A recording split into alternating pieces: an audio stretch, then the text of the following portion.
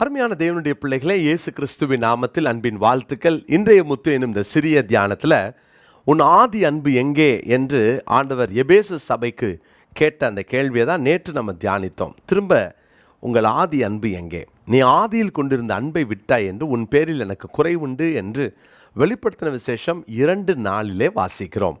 பாருங்கள், இந்த வசனத்தின் அடிப்படையில் நேற்று நம்ம பார்த்தோம், யார் பிரித்தது? கிறிஸ்துவின் அன்பில் தான் நம்ம நல்லா நடந்தோம். ஆனால் நம்மையும் ஆண்டவரையும் அந்த ஆதி அன்பை விட்டு என்னை பிரித்தது யார்? ஆண்டவர் அன்பு மாறவே இல்லை. ஆண்டவர் அந்த ஆதி அன்பை நினைத்திருக்கிறேன், நீ வாழ்க்கைப்பட்ட போது உனக்கு இருந்த நேசத்தை நான் நினைத்திருக்கிறேன் என்று சொல்லி எரேமியா 2:2 சொன்னார். இன்னைக்கும் அந்த ஆதி அன்புக்காக தேவன் இயங்குகிறார். அருமையான கர்த்தருடைய பிள்ளைகளே, இந்த வெளிப்படுத்தின விசேஷம் 2ஆம் அதிகாரத்தின் 5ஆம் வசனத்தில், ஆகையால் நீ இன்ன நிலையிலிருந்து விழுந்தாய் என்பதை நினைத்து, நீ இன்ன நிலையிலிருந்து விழுந்தாய். அப்போ நேற்று சொன்ன யார் பிரித்தது? இரண்டாவது, இன்னைக்கு நாம் எங்கே விழுந்தோம்? நாம் எங்கே விழுந்தோம்? எங்கே சறுக்கினோம்? கிறிஸ்துவின் அன்பில் தான் நம்ம நிலைச்சிருந்தோம். கிறிஸ்துவின் அன்பில், ஆதி அன்பில் இன்னைக்கு நம்மளை விட்டு நம்ம விலகுவதற்கு அல்லது விழுவதற்கு என்ன காரணம்? அந்த ஆதி அன்பில் நம்ம அவரோடு கூட நடந்தது உண்மைதான். ஆனால் சில நேரங்களிலே நாம் சறுக்கி விட்டோம் அல்லவா, விழுந்து விட்டோம் அல்லவா. பாருங்கள், ஆண்டவர் சொல்கிறாரு, நீ இன்ன நிலையிலிருந்து விழுந்தா என்பதை நினைத்து பார். இன்றைக்கி நம்ம விழுந்த இடத்த நினைக்கணும். நீங்கள் விழுந்த இடத்த கண்டுக்காமையே இருந்துட்டிங்கன்னா திரும்ப எப்படி ஆதி அன்புக்கு வர முடியும்? கொஞ்சம் திரும்பி பாருங்கள். எங்கேயோ ஒரு இடத்துல அந்த ஆதி அன்பை விட்டு விழுந்த இடத்த திரும்பவும் ஆண்டவருடைய சமூகத்தில் நம்மை சரிப்படுத்தி கேட்கலாமா? ஆண்டு, நான் எங்கே விழுந்துட்டேன், எனக்கு கொஞ்சம் சொல்லுங்கள், எனக்கு காட்டுங்க, நான் விழுந்த இடத்த நான் ஒப்புக்கொள்கிறேன்னு சொல்லி நீங்கள் ஆண்டவரோடு கூட ஒப்புரவாவதற்கான ஒரு நல்ல சூழ்நிலையை கத்தத்தரார். பாருங்கள், இன்ன நிலையிலிருந்து விழுந்தா என்பதை நினைத்து. அடுத்து சொல்கிறாரு, மனம் திரும்பு. பாருங்கள், மனம் திரும்பு. நம்ம நினச்சிட்டோம் அப்படின்னா மனம் திரும்பி தான் ஆகணும். பாருங்கள், இளைய குமாரனுக்கு புத்தி தெளிந்த போது அவன் தன் தகப்பன் வீட்டை நினைக்கிறான் இல்லையா, அவன் நினைத்து பார்க்கிறான். இன்றைக்கி நம்ம நினச்சி பார்க்கல, உட்காந்து ஐயோ நான் இன்றைக்கி இந்த நிலைமையில் இருக்கிறேன், எப்படியெல்லாம் அவரோடு நடந்தேன், எப்படி அவரை உயிருக்கு உயிராக அவர் மேலே அன்பு வச்சுருந்தேன், இன்றைக்கி அந்த அன்பு போயிருச்சே, அந்த அன்பிலிருந்து நான் விழுந்துட்டேனே நீங்கள் நினைக்கிறீங்களா? அப்பாவுடைய அன்புக்கு திரும்ப அழைக்கிறார், அந்த நேசருடைய அன்புக்கு திரும்ப அழைக்கிறார். நினைத்து பாருங்கள். இரண்டாவது, மனம் திரும்புங்கள். மனம் திரும்புங்கள். வேண்டாம், எனக்கு இந்த இடம் வேண்டாம், இந்த இப்படிப்பட்ட சூழ்நிலை எனக்கு வேண்டாம், இந்த மாதிரி இந்த பன்றி கூட்டம் எனக்கு வேண்டாம். மனம் திரும்புதல் என்று சொன்னால் ஏதோ ஒரு கிரயத்தை நீங்கள் கொடுத்தாக வேண்டும். மனம் திரும்புதலுக்கு நீங்கள் ஒரு முடிவு எடுத்தாக வேண்டும். மனம் திரும்புதலுக்கு சிலரை நீங்கள் விட்டு ஆக வேண்டும். மனம் திரும்புதலுக்கு நீங்கள் சில முடிவுகளை, சில தீர்மானங்களை தைரியமாக எடுத்து தான் ஆக வேண்டும். ஒருவேளை தீர்மானிக்க முடியாமல் தைரியம் இல்லாமல் போராடுறீங்களா? மனம் திரும்பி எபேசு சபைக்கு சொல்கிறாரு, நீ மனம் திரும்பு. முதல்ல நினைத்து பார். இரண்டாவது, மனம் திரும்பு. மூன்றாவது சொல்லுகிறார், நீ ஆதியில் செய்த கிரியைகளை செய்வாயாக. நீ ஆதியில் செய்த கிரியைகளை செய்வாயாக. என்ன அர்த்தம் தெரியுமா? மறுபடியும் அந்த ஃபர்ஸ்ட் லவ்வுக்கு வா, திரும்ப வா, திரும்ப நீ அந்த ஆதி அன்புக்கு நீ வா. ஆண்டவர் பாருங்கள், அந்த இளையகுமாரனை அந்த உவமையாய் சொல்லும்போது அந்த இளையகுமாரன் அப்பா கிட்ட திரும்பி வந்தான், அப்பா ஏற்றுக்கொண்டார். ஆதி அன்புக்கு திரும்பு என்று சொன்னால் என்ன அர்த்தம் தெரியுமா? என்னிடத்தில் வருகிறவனை நான் புறம்பே தள்ளுவதில்லை என்று சொன்ன அந்த வார்த்தையை நீங்கள் மறந்துடாதீங்க. நீங்கள் வாங்க, இன்னைக்கும் அதே அன்போடு அவர் காத்திருக்கிறார். அதே அன்புக்கு நீங்கள் திரும்பினால் போதும்.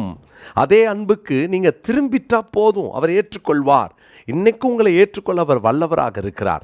அருமையான சகோதரனே, சகோதரியே, உங்கள் தனிப்பட்ட வாழ்க்கையில் அந்த ஆதி அன்புக்கு உங்கள் வாழ்க்கையை மறுபடியுமாய் கொடுக்க ஆண்டவர் இன்றைக்கு அழைக்கிறார்.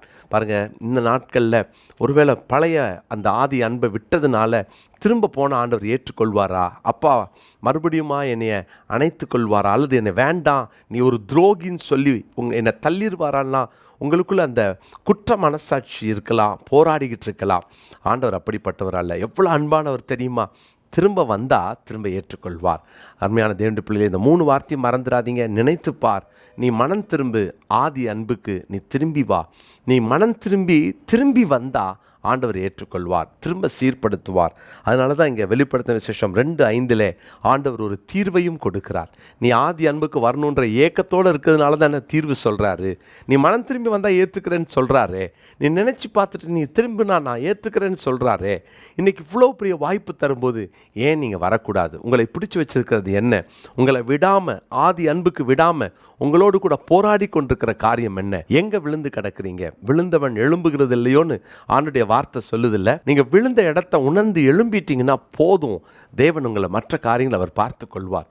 கொஞ்சம் நீங்கள் முயற்சி பண்ணுங்கள். இன்னையிலேருந்து ஆண்டவரே மறுபடியும் அந்த ஆதி அன்புக்கு வரேன். கொஞ்சம் உட்காந்து நீங்கள் ஒரு பேப்பர் எடுத்து ஒர்க் அவுட் பண்ணுங்களேன். ஆதியில் என்ன செஞ்சேன்? ஆதியில் செய்த கிரியை என்ன? எப்படியெல்லாம் ஜோம் பண்ணேன்? எப்படியெல்லாம் வேதம் வாசித்தேன்? எப்படி வசனத்தை மனப்பாடம் பண்ணேன்? காலை ஜபத்துக்கு நான் ஓடி வந்தேன். இன்றைக்கி அதெல்லாம் கொஞ்சம் கொஞ்சமாக மாறிட்டு வருது. இந்த லாக்டவுன் டைமில் ஆண்டவர் என் குடும்பத்துக்குள்ளே அந்த வாதம் வந்துடக்கூடாதுன்னு பயந்து ஜோம் பண்ணோம் இல்லையா? மற்றவங்களுக்காக, எனக்கு பிரியமானவங்களுக்கு வியாதி வந்துடக்கூடாது, செத்துறக்கூடாதுன்னு ஜோம் பண்ணோம்ல. எல்லாம் மாறின உடனே நம்மளும் மாறிட்டோம்ல. ஆனால் ஆண்டவர் அன்பாக தான் இருக்கிறார். அதே அன்பை இன்றைக்கி உங்கள்கிட்ட எதிர்பார்க்குறார். கர்த்தருடைய பிள்ளைகளை, இந்த வெளிப்படுத்தல் 2:5 இன்னைக்குரிய மனப்பாட வசன பகுதியை தெரிந்து கொள்ளுங்க. தேவன் இந்த நாளில் நம்முடைய வாழ்க்கையை மறுபடியுமாக அவரோடு கூட சேர்த்து கொள்ள அவர் விரும்புகிறார். ஒப்பு கொடுக்கலாமா? நல்ல தகப்பனே, இந்த நாளுக்காக உம்மை ஸ்தோத்தரிக்கிறோம். ஆண்டவரே, நாங்கள் ஆதி அன்புக்கு திரும்ப வேண்டும் என்று நீர் ஏங்குகிறீர், எதிர்பார்க்கிறீர். எங்களுக்கு ஒரு வாய்ப்பு தருகிறீர். இந்த வாய்ப்பை பயன்படுத்தி கொண்டு நாங்கள் நினைத்து பார்த்து மனம் திரும்பி ஆதி அன்புக்கு திரும்ப நாங்கள் இந்த நாளிலே ஒப்பு கொடுக்கிறோம்.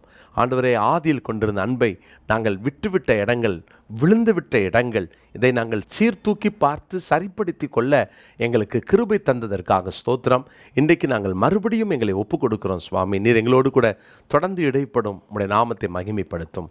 இயேசு கிறிஸ்துவின் மூலமாக ஜெபிக்கிறோம் நல்ல பிதாவே, ஆமென். பிரியமானவர்களே, இயேசு கிறிஸ்துவின் நாமத்தில் அன்பின் வாழ்த்துக்கள். விங்ஸ் ஆஃப் விக்டரி IAS அகாடமியை கடந்த 2 ஆண்டுகளாக தொடர்ந்து நடத்தி வருகிறோம். இந்த ஆண்டு நல்ல ரிசல்ட்ஸை நாங்கள் எதிர்பார்த்திருக்கிறோம். பிள்ளைகள் 12 பிள்ளைகள் தேர்வு எழுத காத்திருக்கிறார்கள். ஜெபித்து கொள்ளுங்கள்.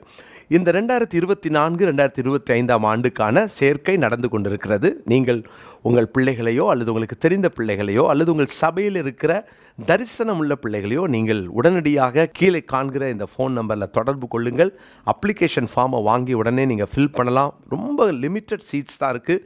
ஹாஸ்டல் ஃபெசிலிட்டியோடு கூட நாங்கள் நடத்தி வருகிறோம். எனவே உடனடியாக நீங்கள் தொடர்பு கொள்ளலாம். சென்னையில் இந்த IAS அகாடமியை வைத்து நடத்தி கொண்டிருக்கிறோம்.